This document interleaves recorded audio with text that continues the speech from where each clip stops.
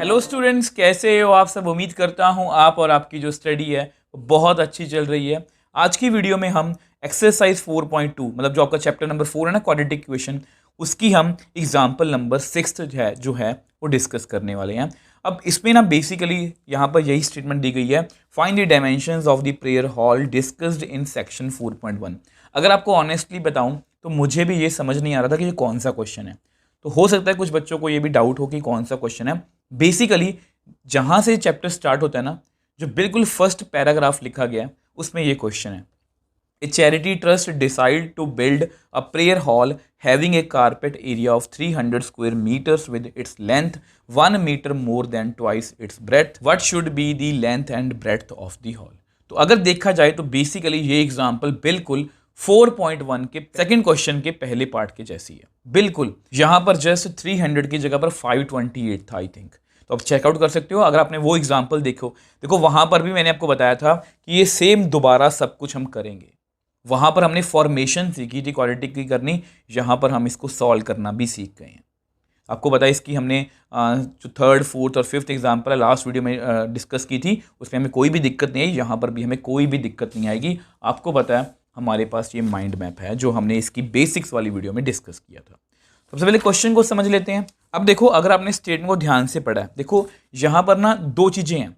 एक तो मैंने बताया था कि डिफरेंस क्या है, जो 4.1 का सेकंड क्वेश्चन है उसमें यहाँ 528 है और वहाँ पर साफ साफ मेंशन है कि ये रेक्टेंगुलर कि रेक्टेंगल है, कोई रेक्टेंगुलर पार्क बना हुआ है शायद वहाँ पर कोई। अब यहाँ पर कहीं पर भी मेंशन नहीं है, मतलब कि एक हॉल बनाना है हमें। अब वो हॉल किसी भी शेप में हो सकता है, ठीक है। अब वो स्क्वायर भी हो सकता है, वो रेक्टेंगल भी हो सकता है, लेंथ और विड्थ दोनों में होती हैं। तो ये हमें खुद से डिसाइड करना पड़ेगा। तो 300 मीटर मतलब स्क्वायर मीटर का जो एरिया है, मतलब यहाँ पर हमें कारपेट बिछाना है। तो ये कैसे क्लियर होगा कि हमें रेक्टेंगल लेना है या मतलब कि जो है वो स्क्वायर लेना है। और दूसरी बात, लेंथ को या वेट मतलब वेट्स को किसको हमें एक्स सपोज करना है। देखो हम इन सब झंझट में नहीं पढ़ेंगे, हम सबसे पहले क्वेश्चन को समझेंगे। तो यहाँ पर हमें कारपेट बिछाना है, तो हो सकता है ये लेंथ है, ये वेट की ब्रेड्थ है इसकी।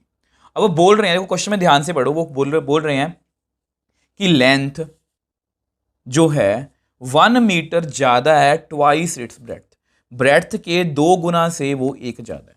जितनी ब्रेड्थ है उसका अगर मैं 2 गुना कर दूं और उसमें अगर मैं एक ऐड कर दूं तो वो उसकी लेंथ के इक्वल है। तो यहां से हमें ये क्लियर है कि लेंथ और विड्थ अलग अलग है, मतलब ये रेक्टेंगल है, ठीक है। और दूसरी बात हमें ये क्लियर हो गई कि लेंथ ना इन टर्म्स ऑफ ब्रेड्थ दी हुई है, तो अगर मैं ब्रेड्थ को x मान लूं तो लेंथ कितनी आएगी 2x+1। तो यहां से हमारी जो बात है वो बन सकती है। तो सबसे पहले हम क्या करेंगे, लेट, क्वेश्चन हमें समझ लग गया, let breadth of carpet area, मतलब इसकी ब्रेड्थ कितनी है, हम मान लेते हैं x। ये हमने कहां से डिसाइड किया, जो मैंने आपको रफ में समझाया था, ठीक है। Now according to question, according to question जो हमारी लेंथ है, लेंथ मतलब यहां से लिखते हैं, मैं लिख देता हूं लेंथ ऑफ कारपेट एरिया, वो क्या है, विड्थ के ट्वाइस से एक ज़्यादा है। Length 1 metre more than twice its breadth, तो ब्रेड्थ का मैंने सेकेंड टाइम 2 टाइम किया, उसमें 1 ऐड कर दिया, ये हमारा लेंथ है, ठीक है। अब आपको पता है, मैं यहाँ पर आपके लिख देता हूँ, देखो ये मैंने आपके लिखा है कि लेंथ 2x+1 है, विड्थ मतलब लेंथ जो है वो हमेशा इस तरह से मतलब कि विड्थ के साथ रिलेशन में, आप x की वैल्यू फिल करते जाओ, लेंथ डिफरेंट डिफरेंट आपके पास आती जाएगी, मतलब लेंथ और विड्थ अलग अलग है, मतलब यहाँ पर रेक्टेंगल की बात हो रही है। तो वी नो, अब ये लिखना जरूरी था, we know area of carpet area, ठीक है। अब कारपेट एरिया कौन सा है, रेक्टेंगल, वो कितना दिया हुआ है हमें 300 मीटर स्क्वायर, ठीक है। और आपको बताया कि रेक्टेंगल का एरिया कितना होता है, लेंथ इनटू विड्थ। बस यहीं पर हमारा क्वेश्चन खड़ा था। तो आपको पता है लेंथ हमारी कितनी है 2x+1 into x is equal to 300। तो सॉल्व करते हैं, 2x² plus x is equal to 300। अब ऐसा करते हैं, इसको हम नेक्स्ट पेज पे डिस्कस कर लेते हैं। अब देखो हम यहाँ पर थे ना, तो सब कुछ लेफ्ट हैंड साइड में ले आते हैं। तो नॉर्मली 4.1 में हमने जितने भी क्वेश्चंस किए थे वो यहाँ तक किए थे। अब इसको हमें सॉल्व भी करना है, और आपको पता है ये हमारा माइंड मैप है। सबसे पहले हम इनको आपस में मल्टीप्लाई करेंगे। देखो इसे एक्स स्क्वायर है, फिर एक्स है, फिर कांस्टेंट है, मल्टीप्लाई किया। फिर दो नंबर हमें ऐसे ढूंढने हैं जिनकी प्रोडक्ट इनके बराबर होगी और सम बी के में इसके इक्वल होगा।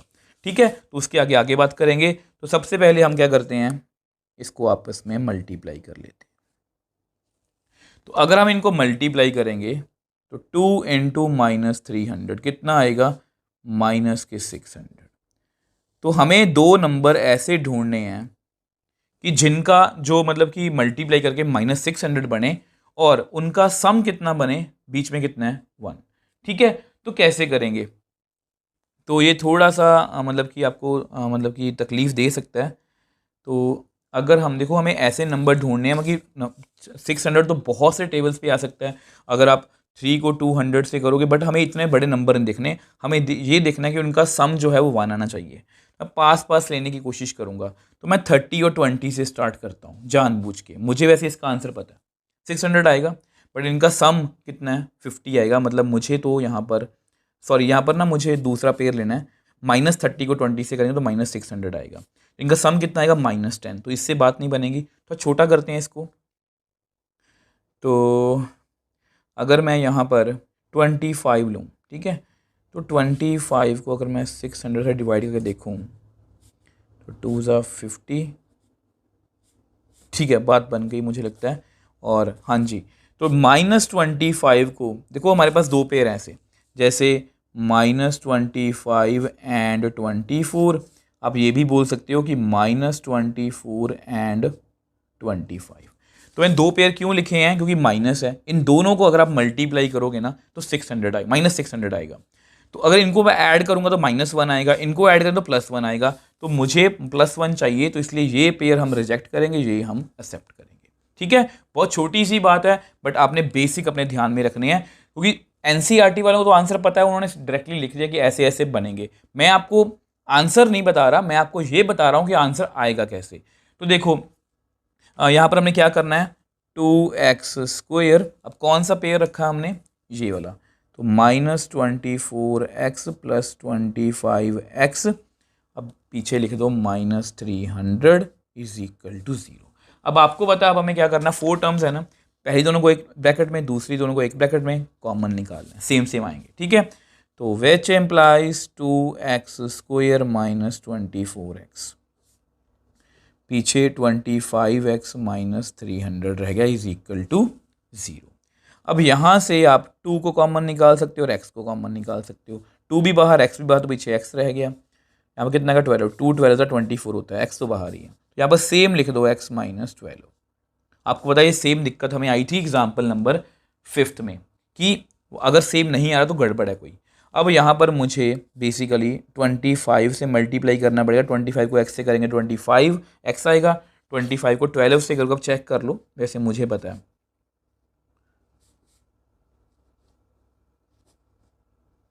300 ही आएगा। ठीक है, तो मैंने बिल्कुल जो है वो सही लिखा है। अब यहाँ से आप x - 12 जो है वो कॉमन ले लो, अंदर कितना आएगा 2x + 25 = 0। इसका मतलब या तो ये 0 होगा या ये 0 होगा। ठीक है, अब यहाँ पर भी एक बात समझने वाली है। तो x कितना आ गया 12, यहाँ पर x कितना आ गया -25, x कितना आ गया 12, x कितना आ गया -25/2। अब दो आंसर आ गए। अब यहाँ पर ना एक आंसर रिजेक्ट है। अब बहुत से बच्चों को पता होगा कि रिजेक्ट क्यों है, बहुत से बच्चों को ये तो पता कि रिजेक्ट ये वाला होगा, बट ये नहीं पता कि रीज़न क्या है। अब ये वाला जो है वो रिजेक्टेड है। कुछ बच्चे बोलेंगे सर फ्रैक्शन में, देखो फ्रैक्शन से कुछ नहीं होता। लेंथ जो है वो फ्रैक्शन में हो सकती है, विड्थ जो है वो फ्रैक्शन में हो सकती है। मैं आपको लिख के दिखा देता हूँ। तो अब देखो मैंने आपको लिख के दिखाया कि ये ब्रेड्थ के इक्वल है, मतलब ये ब्रेड्थ है ना हमारी एक्स, तो ब्रेड्थ जो है वो कभी भी नेगेटिव नहीं हो, क्योंकि लेंथ या विड्थ कभी भी नेगेटिव नहीं हो सकती। Therefore x = 12। तो अगर हमारा x 12 है तो मतलब उसकी ब्रेड्थ कितनी आ गई 12 मीटर। वी नो लेंथ कितनी थी हमारी, वो थी 2x + 1। तो लेंथ कितनी आ गई, 2 × 12 + 1। तो लेंथ कितनी आ गई, 25, और ब्रेड्थ कितनी आ गई, 12 मीटर। तो इस तरह से हमने इस क्वेश्चन को जो है वो बहुत ईजिली सॉल्व कर लिया। देखो एक बार जल्दी से रिकॉल करते हैं। देखो इसमें है क्या था, हमें एक कारपेट बिछाना था, ठीक है। तो वो वहाँ पर टोटल एरिया कितना था, 300। तो हमें सबसे पहले तो ये डाउट था कि ये रेक्टेंगल है या स्क्वायर है। चलो उससे कोई ज़्यादा फर्क नहीं पड़ता, बट ये देखना कि हमें एक्स किसको मानना है, ये बहुत इंपॉर्टेंट होता है। तो मैंने पहले क्वेश्चन को समझा कि ये ब्रेड्थ है, ये लेंथ है। अब वो बोल रहे हैं कि लेंथ जो है वो ब्रेड्थ के डबल से एक ज़्यादा है। ब्रेड्थ को डबल करो और उससे एक ज़्यादा हमारी लेंथ है, तो ये हमारा रिलेशन है। अब मुझे पता कि अगर मैं ब्रेड्थ को एक्स मानूंगा तो लेंथ मेरी एक्स में आ जाएगी। अब एरिया हमें पता था, तो इस तरह से हमारी क्वाड्रेटिक जो आ गई, ये हमने 4.1 में भी कर लिया था।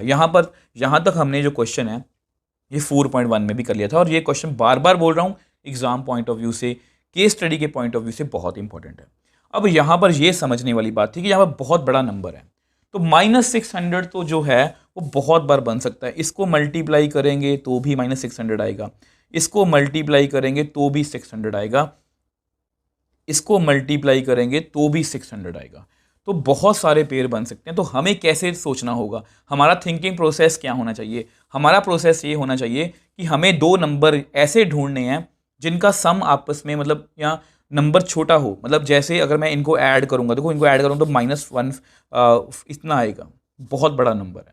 इनको ऐड करो तो भी बहुत बड़ा नंबर आएगा। तो मैंने ये नंबर चूज़ किया पहले, तो ये मुझे सिंपल सा मिल गया। बट यहाँ पर भी डिफरेंस जो है, मतलब सम जो है इनका -10 आ रहा है। मुझे 1 में देखो 29 के टेबल पे नहीं जाएगा, ये 28 पर नहीं जाएगा, 27 पे नहीं जाएगा। मैंने 25 को चेक किया तो वहाँ पर मुझे 24, मतलब ये पेयर मुझे मिल गया। अब कौन सा पेयर रखा, ये वाला। दोनों पेयर थे ना, दोनों माइनस में अलग अलग। देखो इसमें यहाँ माइनस इसके साथ है, यहाँ पर 24 के साथ है। यहाँ पर -1 आ रहा है ऐड करके, यहाँ पर +1 आ, तो ये मैंने रख लिया। अब यहाँ कॉमन ले लिया। अब इसको रिजेक्ट क्यों किया, क्योंकि विड्थ जो है वो कभी भी नेगेटिव नहीं हो सकती। आई होप ये क्वेश्चन आपको अच्छे से समझ में आया। मैंने पूरे एफर्ट्स लगाए हैं कि मुझे सिर्फ आपको सोल्यूशन नहीं देना, मुझे आपको इसको फील करवाना है। लेकिन अगर फिर भी आपको कोई डाउट है, आप मुझे नीचे कमेंट बॉक्स में लिख सकते हो, मुझे इंस्टाग्राम या टेलीग्राम पर मैसेज भेज सकते हो। मैं हमेशा आपका रिप्लाई करने की कोशिश करता हूँ। अगर आपको वीडियो थोड़ी सी भी हेल्पफुल लगी है तो वीडियो को लाइक कीजिए, शेयर कीजिए और इस चैनल को सपोर्ट कीजिए।